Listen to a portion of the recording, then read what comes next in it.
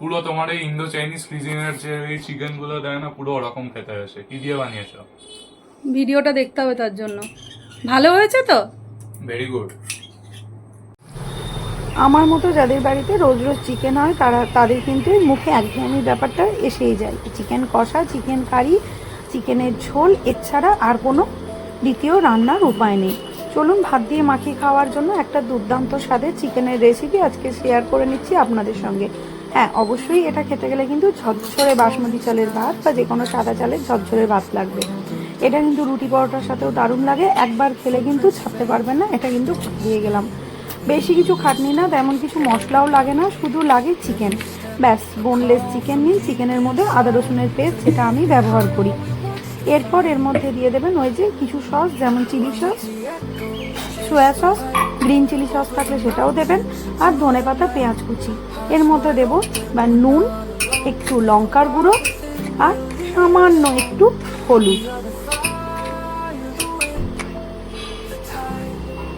এরপর এর মধ্যে ওই যে হার্বস, বিদেশি একটা মশলা, যেটা দিলে কিনা খেতে লাগে বেশ ভালো। আর এর মধ্যে দিয়ে দিলাম একটা ডিম। আমি এখানে প্রায় 500 মতো চিকেনের করেছিলাম। আর সবার মানে শেষে যেটা লাগবে এর মধ্যে, সেটা হচ্ছে গোলমরিচের গুঁড়ো। একদম মিহি গুঁড়ো দেবেন না, একটুখানি হামলদস্তায় গুঁড়ো করে নেবেন বা একটু যা হোক করে গুঁড়ো করে নিয়ে দিয়ে দেবেন। ব্যাস, এগুলো মাখিয়ে মুখিয়ে এবার তেলের মধ্যে ছেড়ে দিন। এগুলো লাল লাল একটু পোড়া পোড়া মতো করে ভাজা করে নিতে হবে, যাতে এর মধ্যে একটা স্মোকি ফ্লেভার চলে আসে। তো এই যে পুরো এইভাবে সব চিকেনের টুকরোগুলো ভেজে ভেজে তুলে রেখেছি, দেখে বুঝতেই পারছেন একটা পোড়া পোড়া ব্যাপার হয়ে গেছে। এইবার চিলি চিকেনের মতো যেরকম পেঁয়াজ কাটেন ওরকম পেঁয়াজ, লঙ্কা, ক্যাপসিকাম থাকলে ক্যাপসিকাম দেবেন। আমার ক্যাপসিকাম ছিল না, তাই দিইনি আদা রসুনের কুচি। ব্যাস, ভাববেন না এটা কিন্তু মোটেও চিলি চিকেন হচ্ছে। এর মধ্যে আবার একটু চলে গেল লঙ্কার গুঁড়ো আর নুন, আর স্বাদটাকে ঠিক রাখার জন্য একটুখানি ব্যালেন্সের জন্য দিয়ে দিলাম চিনি। এরপর এটাকে ভালো করে একটু নাড়াচাড়া করে নেব। দেখতে থাকুন পরপর কী কী স্টেপগুলো করছি। ব্যাস, এবার এর মধ্যে দিয়ে দেবেন বেশ খানিকটা দই। দইটা দিয়ে ভালো করে নাড়াচাড়া করতে হবে, মানে দইয়ের কাঁচা ভাবটা কাটানো পর্যন্ত একটুখানি নাড়িয়ে চাড়িয়ে নিতে হবে। তারপরে দিয়ে দিতে হবে বেশ খানিকটা টমেটো কেচাপ। এবার সেম টমেটো কেচাপটা দিয়ে বেশ খানিকক্ষণ আবার একটু নাড়াচাড়া করে এরপর হাত ভর্তি করে দিয়ে দিতে হবে কাসুরি মেথি। মেথিটাকে হাতে করে গুঁড়ো করে নেবেন। গুঁড়ো করে নিয়ে এর মধ্যে দিয়ে দেবেন।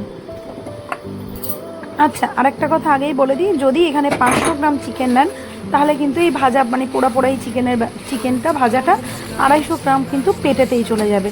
সেই বুঝে কিন্তু চিকেনের পকোড়াটা বানাবেন। আর এর মধ্যে মাপ মতো জল দেবেন, মানে এটা কিন্তু ঝোল হবে না, একটু কিন্তু রুটি দিয়ে ভাত দিয়ে মাখিয়ে খাওয়ার মতো ওই একটা থকথকে গ্রেভি ব্যাপারটা থাকবে। এবার এটাকে ঢাকা ছাড়া, ঢাকা না দিয়ে 10 মিনিট মতো ফুটিয়ে নেবেন। ব্যাস, তাহলেই হয়ে যাবে রেডি। আর এর মধ্যে দিয়ে দিতে হবে লাস্টে একটুখানি বাটার। তাহলেই বলুন আপনাদের এই রেসিপিটা কেমন লাগলো। আর আমার এই ভিডিওগুলো যদি ভালো লাগে অবশ্যই কিন্তু একটা লাইক, শেয়ার, সাবস্ক্রাইব আর কমেন্ট করতে ভুলবেন না। অবশ্যই জানিয়ে যাবেন যে আমার এই ভিডিওগুলো আপনাদের কেমন লাগছে বা আপনারা বাড়িতে ট্রাই করেছেন কিনা। ওই যে দেখে নিন এক টুকরো বাটার, আর দেখে কি জিভে জল আসছে তো?